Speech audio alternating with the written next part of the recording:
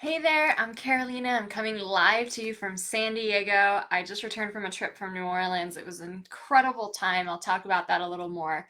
But I'm back in San Diego and I'm super excited to come live with you to talk about an important topic about when fitting in does not do service to you. Now, before I begin, in case we don't know each other yet, my name is Karolina Jodkowalska.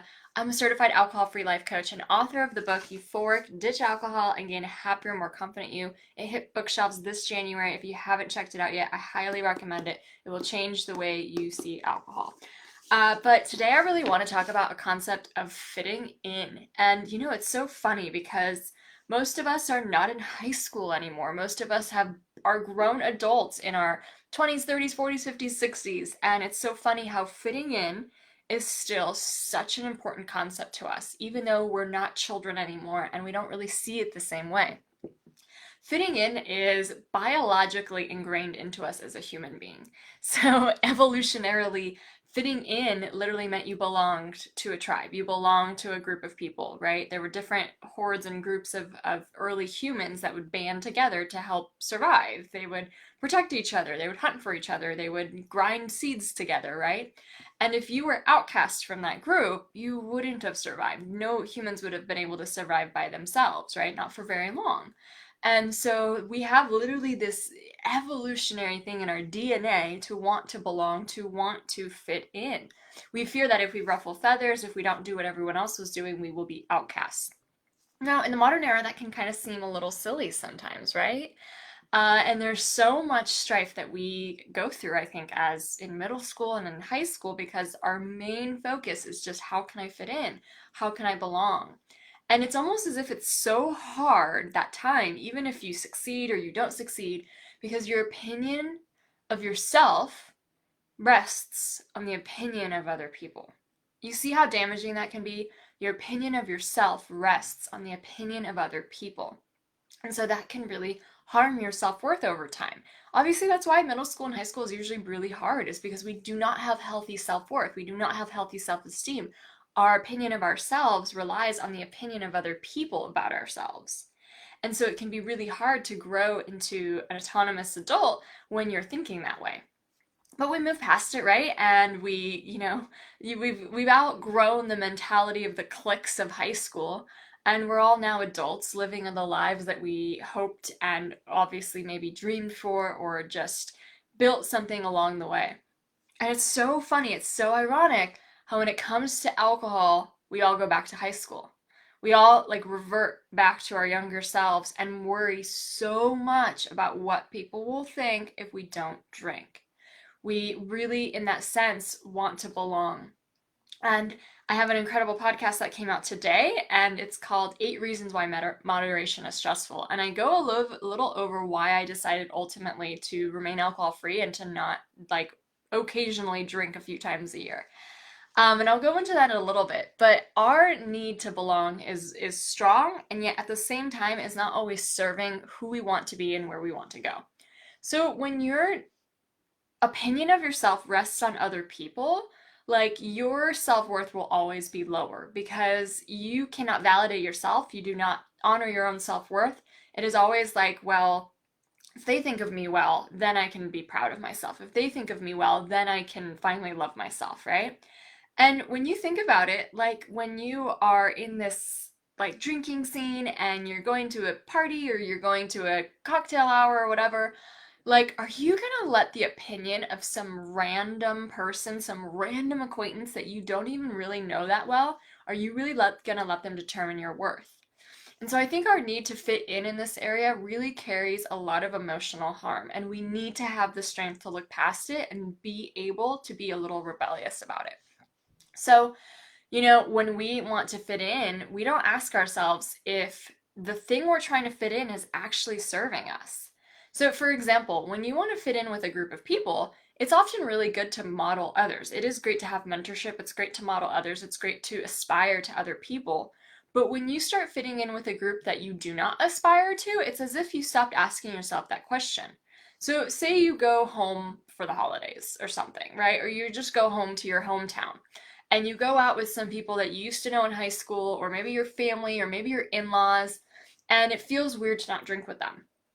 and your in-laws are kind of weird and they don't really have that much going on for themselves in their lives, and the best thing that they do every weekend is like shoot cans in their backyard or something. I'm being facetious, but I'm just painting you a scenario.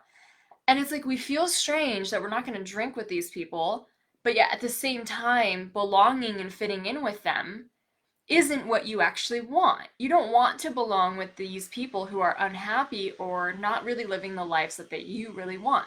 So when you go to these certain occasions and you're so, you're just worried about what you're going to say or what you're going to do if you're not going to drink, you have to ask yourself, do I actually want to fit in with these people? Do I want to belong to this group? Do I really want to have my life be at the same level as they are?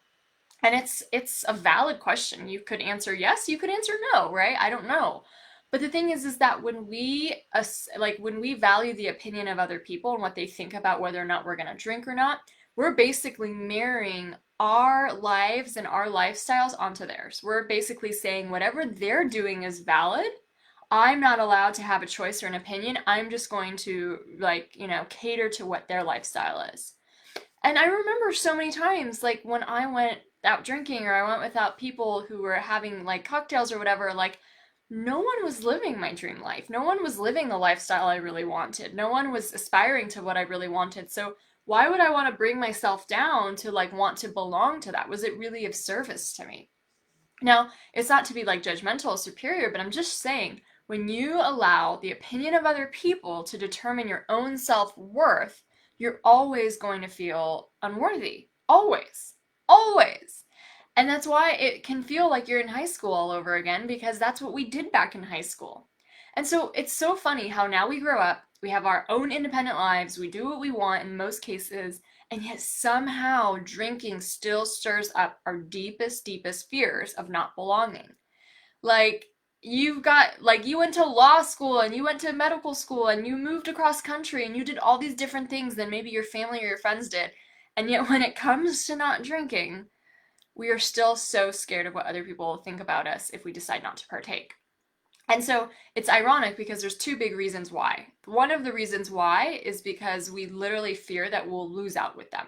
We'll fear that like, oh, my girlfriends won't invite me out for like wine nights anymore. Like they're going to separate themselves from me and I'm going to lose these friendships. And the second thing that we fear is that they are going to believe that there's something inherently wrong with us, that we have massive problem written all over us. Now, this to me is at this point of my career completely laughable because the majority of drinkers overdrink. The majority of drinkers don't feel well after they drink. The majority of people are not happy with their relationship with alcohol. This isn't like a you problem. This is an everyone problem, right? Everyone who drinks feels this way. And if they don't feel this way, they're not truly being probably honest with themselves because like the way alcohol, even one glass of wine is supposed to affect a human body is not makes for a good feeling human body the next day. That is just the science of it, right? And so most people don't feel good after drinking. Most people do not like their relationship with alcohol. Most people overdrink. Like, this is it. So if you fear that because you're the one who decides not to drink somewhere, that now you're going to be labeled with the problem, like we have to stand up to that. You're not drinking, they're drinking, and you're the one with the problem? How does that make any sense? And again, with statistics, they literally show us that the majority of people overdrink. So it's actually way more likely that the other person has a complicated relationship with alcohol, and you might have too, but at least you're doing something about it. At least you're like exploring a new way of living. At least you're engaging in this alcohol-free lifestyle, right? Like, we have to dissociate and detach from this idea that you showing up somewhere and not drinking means something is wrong with you. It is actually a sign and a signal that something is right with you, that something you are doing is really, really working, and that you are a person, you are a woman who radically takes care of herself. I think that should be the new message. Like, when you decide not to go drink somewhere out with people, the message should be, I am a woman who radically takes care of myself. Who are you? Right? And think about that. How would a woman who radically takes care of herself behave?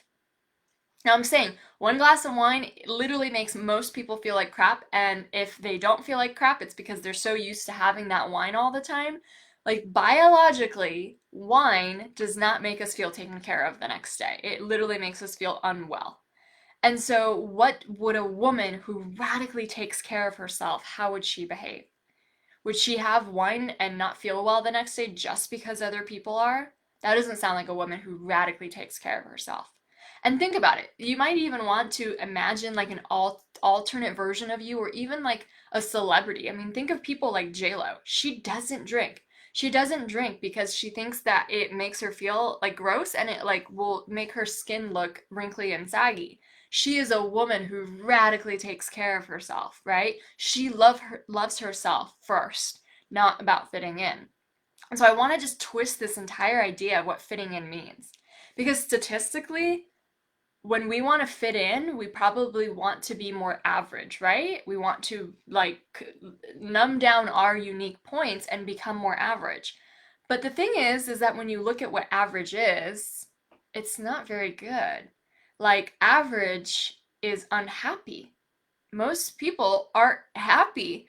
Most people are not happy with their careers, for example. They might not be in their most happiest relationships. Most people are very unhealthy and on the brink of, chronic diseases later in life. Like, when we look at the average, it is not something to aspire to.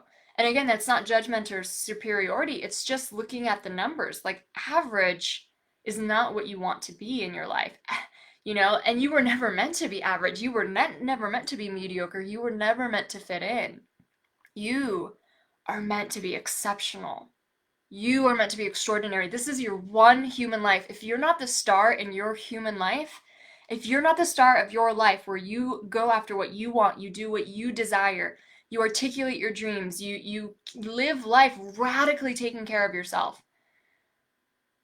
then you're just someone in the sidelines of your own life. You're just watching your life go by. And so this idea of fitting in and fitting into something that literally makes us sick, that literally makes us tired, that literally makes us feel aimless and bored and changes our neurochemistry and just lies to us over and over and over that this is fun when it's really doing the same thing over and over. It's just a joke. It's a joke. And it's something that I think everyone on this journey of growing into an emboldened alcohol-free lifestyle will have to evolve out of. And it takes a lot. I remember how scared I was to tell people I wasn't drinking. I remember how many times I chose not to take a break from alcohol because I thought I had to drink at that social occasion. I remember so viscerally. And again, I was scared not only that people would assume I have a problem, but also that maybe I wouldn't be invited to these things anymore. Maybe I would not, be like wanted, accepted anymore. I would lose belonging. And like I said earlier in this video, we have been evolutionarily wired to belong because that is the only way we survived as early humans. So it's not that you're making this stuff up. It does feel really weird and uncomfortable oftentimes to come out and say you're not going to drink in a group of people who are drinking. It does. But that discomfort you feel at first is nothing compared to the discomfort you feel over a lifetime of saying no to your own desires and not taking care of yourself in order to fit in with something you don't even care to fit in with. Like, this isn't high school anymore. I mean, we do not make fun of people. We do not cajole people. We do not pressure people to smoke cigarettes anymore, right? Have you noticed that? Like, in our society, whether you smoke or don't smoke cigarettes, it's very much on the fringe if you do, and nobody is pushed into it anymore. Nobody goes to a party as an adult, at least probably, and is like, oh, you're not smoking cigarettes? Why are we doing that with alcohol? And why are you playing that game? Why are you allowing that game to twist up your own sense of confidence? This isn't high school anymore. You are an adult. You are an independent, magnetic woman. And you deserve to choose a new sense of belonging. And it doesn't mean leaving your drinking friends behind, but perhaps there are groups of people out there that you can start associating with that don't just strive to be average, that strive to be exceptional. And you start positioning yourself as someone who belongs with them. And they're not drinking. They're not drinking every single weekend. They're not, right? Whether it's alcohol-free groups or entrepreneur groups or, something that just personal growth or spiritual groups, they're not doing that all the time. And that new sense of belonging is what fills you and fuels you because you actually want that life. You are someone who radically takes care of themselves and goes after what you really want and have people lifting you up all the time. Now, you might think it's impossible at first. Like, how am I going to meet these people? Like, where are they? How am I going to change my friend group? People are attracted into your life based on the things that you care about and you're passionate about. Just watch and see. Just wait and see about that. And I just want to share real quick before I hop off. One of the reasons why, just today, we released a new podcast episode. It's called 8 Reasons Why Moderation is Stressful. And one of the biggest reasons why I decided I was taking a break from alcohol. I think I was 2 months in or whatever. And there was kind of a point where I was like, okay, well, should I drink occasionally? You know what I mean? Like, I really liked being alcohol free, but it was hard to like completely decide to do it, forever, right? So I was like, maybe I'll drink occasionally, right? And I had to ask myself, why do I want to drink occasionally? What's the point of that? And my answer was, well, to have the champagne toast or to, have the drink at this wedding or, it was always about fitting in. It was always that in that moment I wanted to fit in and do what everyone else did. And I was like, you know what, Carolina? You did not come to this planet to fit in with the average. You did not come to this planet to fit in and quell your own unique desires so that you could not take care of yourself and do the thing that's brought you so much pain over the years. You came to this planet to be exceptional. You came to this planet to be extraordinary. You came to this planet to go after your biggest dreams and put those first, not fitting in. And so I really saw it as like this fork in the road. I was like, I can keep doing what I've always done and get the same results I've always done and have the same level of happiness and success and adventure in my life, which was bleh. Or I could take this road less traveled. And that road less traveled meant really seeing what I was capable of without alcohol in my life. Really going for it. And I haven't been disappointed. I have not been disappointed that I took the road less traveled. And yes, sometimes even today, I have to laugh off like peer pressure or someone being like weird or just like, oh, you're not drinking in New Orleans or something, like that's still, I still get those crazy comments. But they come from someone who is living like a Peter Pan lifestyle, and that is not what I want to do. That is not the lifestyle I aspire to. If you let the opinion of other people whose lifestyles don't match up with the lifestyle you want, who do not radically take care of themselves, who have no ambitions, who do not strive to love themselves and take care of their bodies and do personal development, and that's the stuff you're interested in, like their opinion can't matter. It just can't. It's like taking advice from your uncle who lives in a basement and has nothing going on in his life. Like, do you see the irony, right? So we can't allow ourselves to do it in other situations. And just remember, if the majority of drinkers wish they wanted to drink less or not at all, they are all in your shoes a few years ago. So it's not as if like you're different from them and you're trying to see yourself as like superior. It's more like you just arrived at this conclusion a little bit faster than them and they're probably on their way too. And how cool is that? That you get to, instead of be the odd one out, you get to be the leader. You get to be the inspirer. You get to be the role model. So you have to ask yourself, the next time you go somewhere and you're scared to say that you're not drinking or something, is fitting in really of service to you in this moment? And is there something else that you could fit into that really actually enlivens your heart? Something that actually makes a difference in this world, something that really actually is a priority to you versus whether or not you're going to drink this fermented beverage. I mean, how common? Who cares, right? And the more that you have that attitude of who cares, like it's literally a beverage, you guys. And if you want to go hang out with your friends any day of the week and do whatever they're doing, but just choose a mocktail instead of a cocktail, like that is your right. That is your prerogative. No one's going to tell you what food or drink beverages are good for your body or not. Do not allow anyone to do that. Most people don't even feel good after one glass of wine. So be the woman who radically takes care of herself. And use that, wear that as a personality, wear that as a new emblem. So I hope that was helpful, and I'll see you next week.